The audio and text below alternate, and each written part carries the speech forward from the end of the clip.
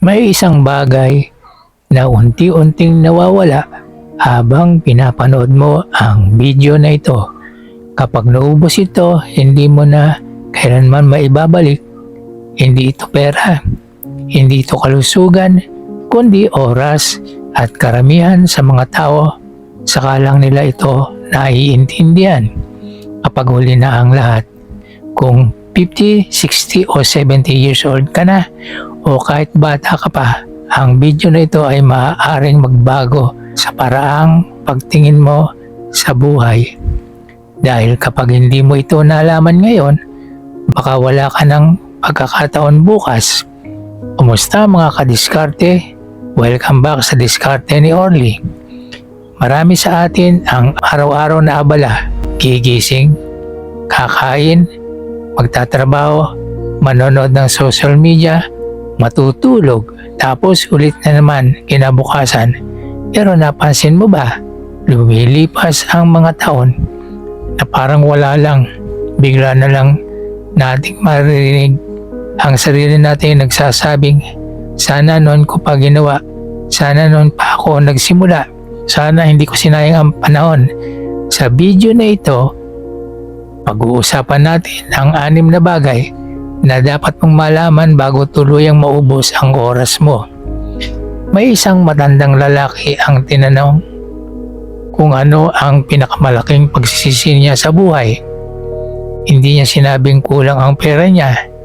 Hindi rin niya sinabing maliit ang bahay niya.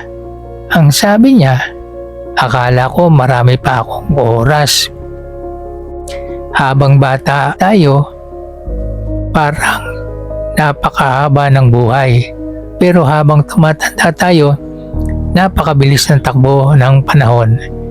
Kaya ngayon pa lang, kailangan na nating baguhin ang ating pananaw. Una, huwag mong ipagpaliban ang mahalagang pangarap. Maraming tao ang naghihintay ng perfect timing. Kapag may pera na, kapag libre na, kapag handa na.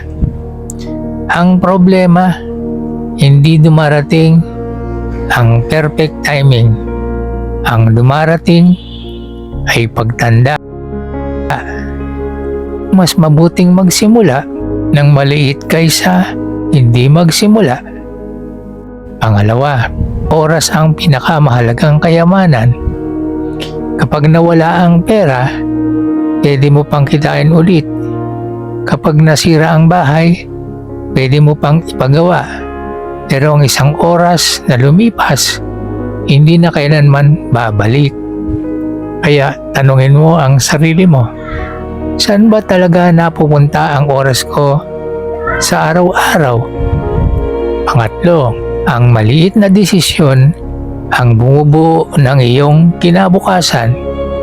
Hindi isang malaking desisyon ang sumisira sa buhay, kundi libo-libong maliliit na maling desisyon. Isang araw na tamad, isang araw na puro dahilan, isang araw na puro bukas na lang. At kapag pinagsama-sama mo ang mga iyon, taon na pala ang masasayang. Pang-apat, itigil ang pagkumpara sa buhay ng iba. Sa social media, parang lahat ay matagumpay. May bagong sasakyan, may bagong negosyo, may bagong bahay. Pero hindi mo alam ang totoong kwento sa likod ng kamera.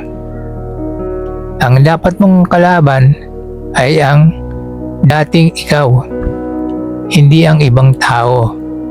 Panglima, mag-invest sa sarili habang may panahon pa. Basahin ang libro, matuto ng bagong skills, alagaan ang kalusugan, mag-ipon ng kaalaman dahil ang pinakamagandang investment ay hindi lupa, hindi kotse, kundi ang sarili mo. Kapag lumawak ang kaalaman mo, mas lalaki rin ang oportunidad mo. Pang-anim, Simula ngayon, huwag bukas. Ang bukas ay walang kasiguraduhan. Ngayon, meron ka lang ay ngayon. Kung gusto mong magnegosyo, simulan mo. Kung gusto mong gumawa ng content, simulan mo. Kung gusto mong baguhin ang buhay mo, simulan mo. Hindi kailangan ng perpektong simula. Ang kailangan ay lakas ng loob na magsimula. Konklusyon, ang oras ay hindi humihinto para sa kahit sino. Habang pinapanood mo ang video na ito, may ilang minuto na naman ang lumipas. Ang tanong, ginagamit mo ba ang oras para mas mapabuti ang buhay mo? O hinahayaan mo lang itong lumampas? Tandaan, hindi natin kontrolado kung gaano tayo katagal mabubuhay. Pero kontrolado natin kung paano natin gagamitin ang bawat araw. Kung may natutunan ka sa video na ito, i-like mo ito at i-share sa pamilya at mga kaibigan para mas marami ang makaalam bago mahuli ang lahat.